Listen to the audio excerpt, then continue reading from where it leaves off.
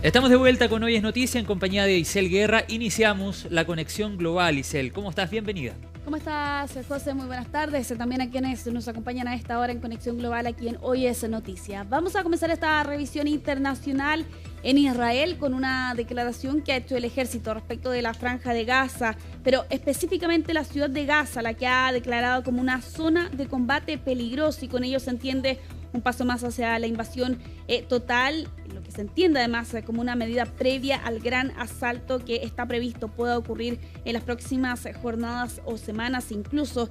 Aquí lo que han asegurado es que no va a haber pausas tácticas en esta ciudad, unas que comenzaron hace un mes atrás y que tenían un plazo de 10 horas cada día para poder entregar de manera más rápida dentro de lo que cabía la ayuda humanitaria que ingresaba al enclave palestino. Lo que ha ocurrido hasta este momento en la ciudad de Gaza es que han comenzado a bombardear en las afueras de esta ciudad, particularmente en los barrios periféricos con los gazatíes que se están desplazando hacia el centro de la ciudad de Gaza y donde ya se cuentan 60.000 personas por kilómetro cuadrado en ese lugar.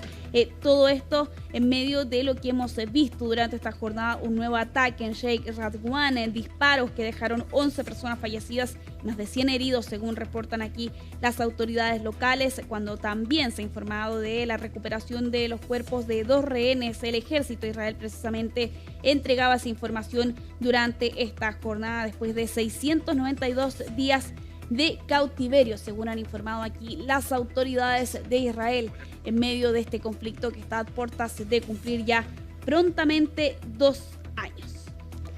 Vamos a continuar en nuestra región. Durante esta semana el foco ha estado puesto en la tensión entre Estados Unidos y Venezuela, y con lo más reciente que ha sido este despliegue militar en la frontera entre Venezuela y Colombia. De hecho, aquí lo que se ha informado es que precisamente Gustavo Petro el día de ayer daba cuenta de que se había ordenado el despliegue de unos 25.000 efectivos y con ello incluso ampliar este número de soldados para las próximas jornadas en la zona del Catatumbo, en el departamento de Norte de Santander, en medio de una frontera de 2.200 kilómetros que comparten estas dos naciones, donde hay una presencia de la guerrilla del Ejército de Liberación Nacional, también algunas otras disidencias de las FARC y grupos de narcotráfico. Y claro, con Colombia, que aseguraba que el objetivo era reducir al máximo las fuerzas de la mafia.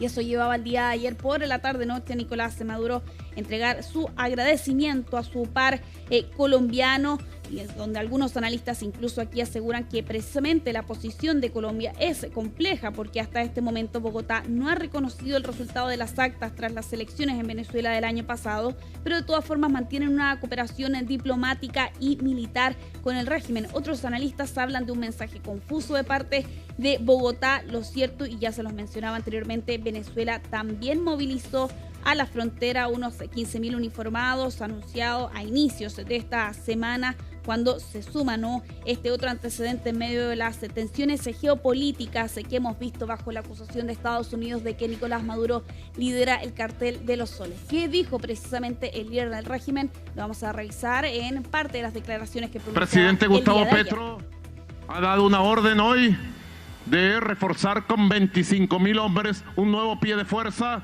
toda la zona del Catatumbo colombiano. Así que la coordinación de la zona binacional número 1 avanza para bien de la soberanía, la paz y el futuro de prosperidad de nuestros pueblos fronterizos. Nuestra tierra la vigilamos, la cuidamos y la preservamos nosotros, venezolanos y colombianos, unidos por la paz, por la prosperidad y por la soberanía. Vamos a continuar conexión global en Europa, específicamente en Francia, donde se cierne la incertidumbre política respecto de lo que vamos a ver en las próximas semanas, en los próximos días del mes de septiembre, en medio del debate por el presupuesto del 2026. Pero eso además se suma también esta votación de moción de confianza que el propio primer ministro de este país hacía un llamado hace algunos días atrás para someter la votación en la segunda semana del mes. Bueno, precisamente en medio de ese contexto es que el presidente francés Emmanuel Macron ha descartado dimitir. Estas son parte de las declaraciones que entregaba durante esta jornada junto al canciller alemán Friedrich MERS, donde lo que señalaba Macron precisamente en esta comparecencia ante la prensa es que todos los partidos deben asumir sus responsabilidades para garantizar la estabilidad política y económica del país, negando que su puesto pueda estar en juego y que de hecho él aspira a ejercer su mandato hasta el final y que por tanto no va a abandonar el cargo antes del 2027, fecha en la que está prevista por lo demás elecciones en ese país. Y en esa misma línea Macron hacía este llamado a encontrar vías de acuerdo ante la posibilidad de que pueda caer el gobierno de Bayrou prontamente en medio de esta moción de confianza a la que se va a someter su gobierno el próximo 8 de septiembre. Todo esto a raíz del debate por el presupuesto del 2026, donde ya se anunciaban recortes radicales de 44.000 millones de euros, particularmente con allí algunas medidas bastante impopulares como la eliminación de 2 días de feriado, el despido de 3.000 puestos de trabajo público, teniendo en cuenta que la deuda actual de Francia es del 5,4% del PIB de ese país. Y claro, ahora se va a someter entonces a este voto de confianza donde al menos los cálculos a priori señalan que Bayrou no tiene mayoría en la Asamblea y que por tanto con el rechazo que incluso ha sido explícita de parte de la izquierda, el Partido Socialista, la izquierda Jean-Luc Mélenchon, los ecologistas y los comunistas se han sumado a la ultraderecha que han asegurado que no van a respaldar al primer ministro en esa votación o moción de confianza que se va a llevar a cabo el próximo 8 de septiembre. Otras figuras políticas estaban llamando a raíz de esta situación a que Emmanuel Macron presentara su renuncia como presidente y claro, Macron respondía durante esta jornada. Vamos a revisar precisamente parte de esas declaraciones que pronunciaba el presidente francés. En lo que a mí respecta, creo en la democracia. La democracia consiste en que la gente vote por un presidente determinado. El mandato que me ha sido otorgado por el pueblo francés y por nadie más es un mandato que se cumplirá hasta el final de su periodo, de acuerdo con el compromiso que asumí con el pueblo francés, incluso con el debido respeto a quienes han sido derrotados varias veces en estas mismas elecciones. Bueno, nos quedamos en Europa porque durante esta jornada los ministros de la Unión Europea se han reunido en Dinamarca para abordar precisamente la situación de Ucrania. Pau Mosquera desde España nos cuenta precisamente lo que se llevó a cabo durante esta jornada.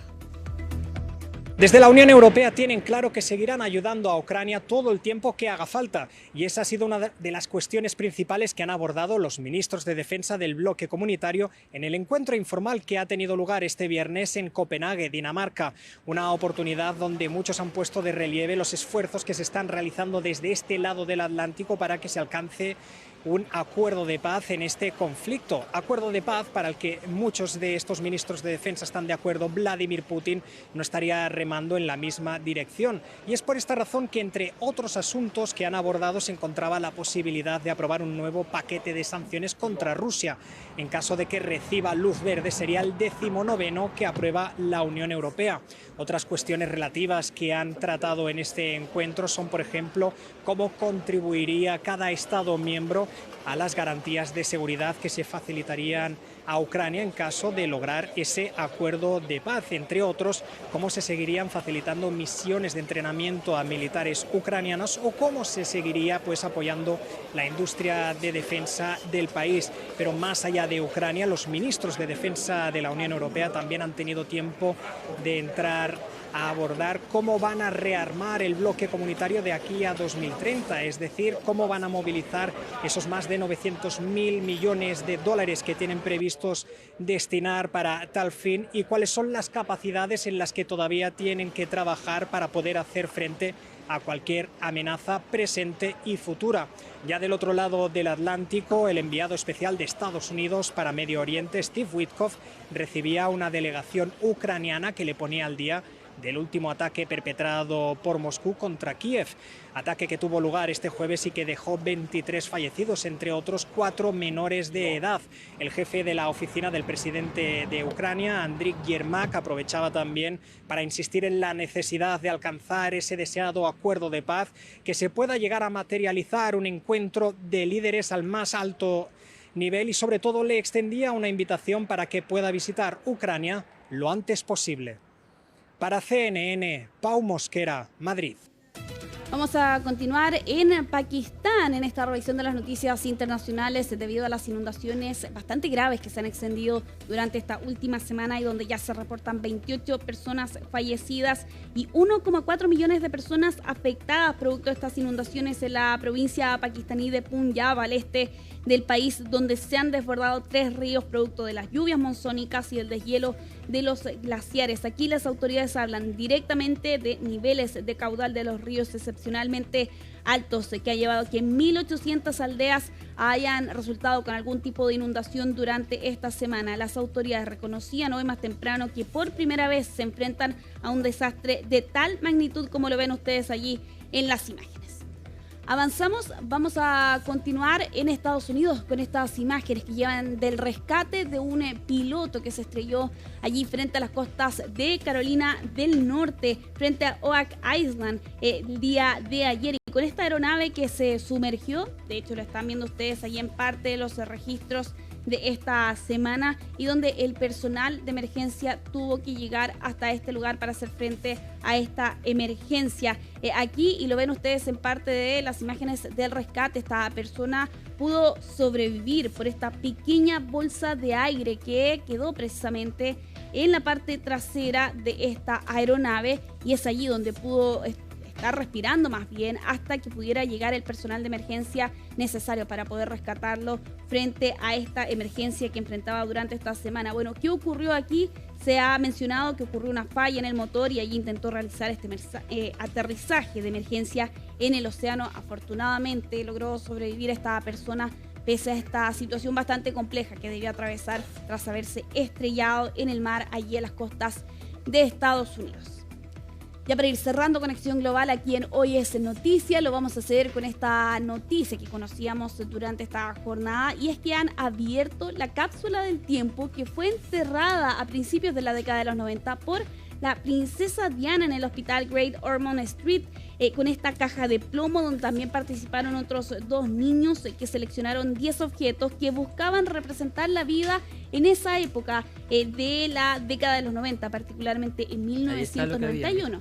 Exactamente, y allí vemos algunos de los objetos que había en su interior: un disco de Kylie Minogue, una calculadora solar, un televisor de bolsillo y también algunos ejemplares de la prensa de esa época, donde hablaban, por ejemplo, de Rusia en plena época post-Unión Soviética. Evidentemente, debido al paso del tiempo, José, algunos de estos objetos tenían algunos daños menores, pero entendibles, por cierto, tras haber estado más de 30 años en esa condición. Y claro, aquí, si bien las cápsulas del tiempo suelen ser desenterradas al menos 50 o 100 años después de ser enterradas, al menos ese es el objetivo, en este caso pasó 30 años precisamente porque se va a dar paso a una construcción de un centro de cáncer infantil en ese lugar y necesitaban retirarla de allí. Claro, una buena causa detrás del retiro de esta verdadera cápsula del tiempo. ¿Te acuerdas de los televisores portátiles o no los conociste? No, ni siquiera los conocí. Eran unos cuadrados con una antena pues, que agarraba la señal. Ahí es nuestro director Carlos Omeña, claro, si se acuerda. Yo también me acuerdo. Bueno, va a pasar el tiempo, sí, por lo demás. Ahí van a ver la diferencia. Gracias, Isel Guerra. Buen fin de semana. Buen fin de igual. Nos vemos. Chao. Muchas